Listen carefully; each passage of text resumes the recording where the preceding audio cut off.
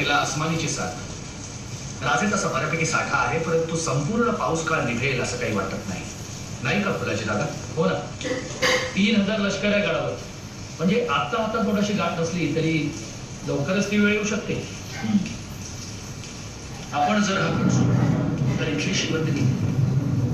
कारण सिद्धीला गड सर करण्यापेक्षा आम्हाला जेरबंद करण्यात जास्त रस आहे. आपण इथून बाहेर पडलो तर वेढाही उठेल आणि आपण बाहेर जाऊन नव्या जोमानं नव्या ताकदीनं पुन्हा प्रतिहल्ला करू शकतो. रायजी, आम्ही तुम्हाला बेगुदी करण्यासाठी विशाळगडही घ्यायला सांगितलं होतं. वहिनी, त्याची काय परिस्थिती? बांधून तयार आहे जी.